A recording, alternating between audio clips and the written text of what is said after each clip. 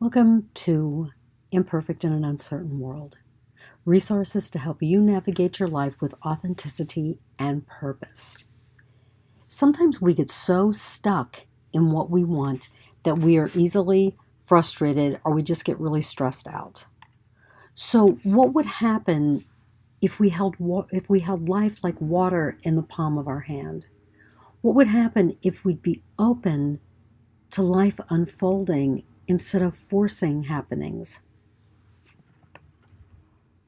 Holding life like water in the palm of our hand is based upon Taoist philosophy. It's also a great metaphor for living. Have you ever held water in your hand?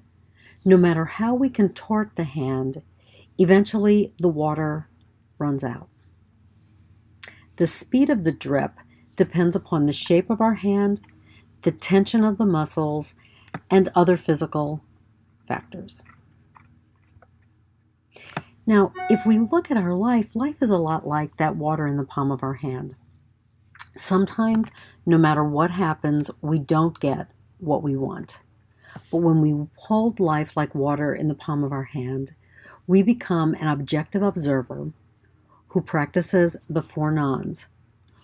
We're not attached, which means that we're not clinging so tightly or shoving something away. We're non-judgmental, so while we might have judgments in our head, we're not reacting from those judgments. We're non-defensive, so we're not making all of these excuses or defending our actions because they were right. And we're non-violent. We have a very peaceful way of looking at life. So holding life like water, our life becomes a never-ending cascade of possibilities unfolding. And think about that as the water drips. It's another possibility that we have an opportunity to grasp onto instead of being frustrated that the water is going away. So the first thing that I'd like to do is talk a little bit about the four nons. I've talked about those in some of my other vlogs. We'll begin with non-attachment. Non-attachment is the realization that nothing is ever permanent. Eventually, the water runs out of our cupped palm. As an objective observer, we don't cling to what is occurring. We notice what is smoothly working, what is tumultuous in our life, and really what we need to let go. We recognize that when we are objective, that's going to lead us to life's abundances. And when we're open to what is not working, we are open to change and transformation. Non-judgment. Now, it's my belief that we knowingly and unknowingly judge in every moment, every minute of every day. Watching the water slide out of our palm, we can gently reframe any judgments that we have about the water's ability to remain and our capacity to harness the water, or our capacity to harness a certain situation that is going on in our life. Non-judgment asks that we notice those judgmental distractions, but do not react from them. That's the key. We still judge, but we do not harm ourselves or others with the judgment. The third non is non-defensiveness. We no longer defend ourselves, so we're not going to make excuses about the water running out of our lives or about something in our life changing. We don't say, oh, you know what, that water is running out, and if I didn't have arthritis, I could cup my hand in such a way that it would stay. Or we don't say, I've got this cramp in my hand, and if I didn't have the cramp, the water would still be there. Or we don't say, you know what, if that water were 3 degrees warmer, I wouldn't be trying to get it out of my hand. So we treat every situation as life as it is.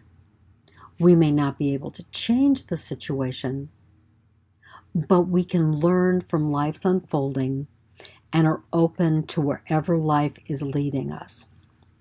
And not that we are just along for the journey and we're in the passenger seat. No, life will give us opportunities. And when we hold life like water in the palm of our hand, we can choose which opportunities to take. The fourth non is nonviolence. That, in essence, in a nutshell, means no reacting from our thoughts. We're not reacting from our judgments, from our attachments, or our defensiveness. We listen to the negativity in our thoughts. And when we notice the violence, we gently reframe it into a different, peaceful way. Our words and actions are responses to an uncertain world. I'm not going to lie to you, practicing the four nons is an ongoing challenge. At times, we are able to be non-attached, that we can respond or act in the world without judgments. We can get through life not defending who we are, and we can go through life with a minimal amount of violence. At other time, our connection to the four nons disintegrates in a fury. There isn't a competition to get the four nons right all the time. The practice of the four nons encourages us to be the best we can be in the moment. So what I'd like to do next is to try a meditation. And for the meditation, you're going to need a bit of water to drop in the palm of your hand. So if you need to stop this and go get some water, go do that. You'll need maybe about an ounce or two. All right, so you've got your water. I'm going to ask you to find a place where you can sit quietly and begin to focus on your breath. You may want to close your eyes. And as you breathe, with each inhale, follow your breath through your body.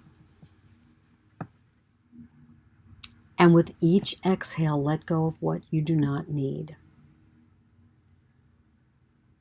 So inhale, exhale.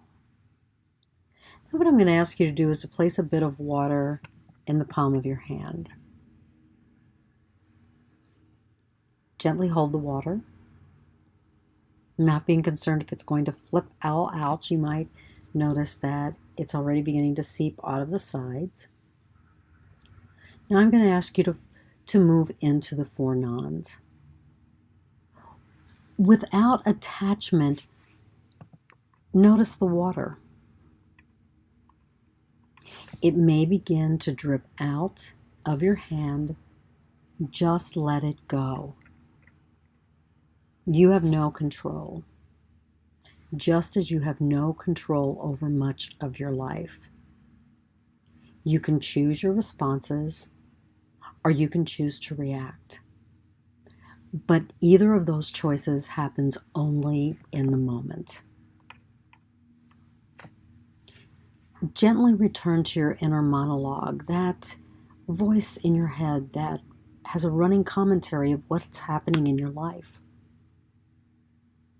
What is that voice saying about your ability to hold water? What are you judging about the situation? Listen to that internal voice. Choose to rescript any thoughts that are judgmental or defensive. Remember, water goes wherever it wants. Just watch where that water goes and see what you learn. Again, I'm going to invite you to return to your internal monologue. Maybe you're thinking that, gosh, that water is a lot colder than I thought it was. Or, I really should have only put an ounce in. I put way too much water in the palm of my hand. Listen to all of the defenses that you have for not getting it right.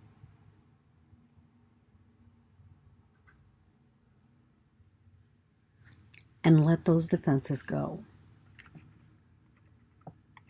Now, I invite you to pay attention to your entire being. How do you feel? Are you tense? What are your emotions? Just notice. Would you describe any of the way that you're feeling as being violent? If so, inhale, grab up all of your violence, roll it into a ball, and when you exhale, exhale it out. You may need to do that several times. And then as you begin to inhale, inhale self-compassion, inhale love, inhale peace, and really let it nurture those violent aspects, the frustration maybe, the fear that you're feeling. Return to your hand. Notice how the water drips out of your hand. And then notice how that's like your well of compassion. As it slides out of your hand, it's like self-compassion soothing you. As it drips off your hand, it's compassion going out into the world.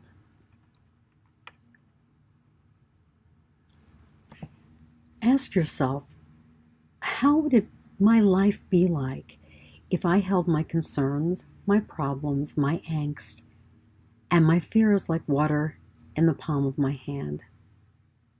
What you might want to do is, if you've got something particularly frustrating, is come back and listen to just the meditation part of this video. And instead of water dripping out of the palm of your hand, hold whatever you are experiencing in the palm of your hand. Not being attached, not judging, not defending, and not being violent. Just hold it in the palm of your hand, being objective, and see what happens when it all comes out of your hand. See what's waiting for you in the bowl of your hand. I want to thank you for watching this video. Like it, share it with your friends, but most importantly, know yourself. Learn how to hold life like water in the palm of your hand. And if you're ready to learn more, contact me about intuitive mindful coaching. Have a terrific day.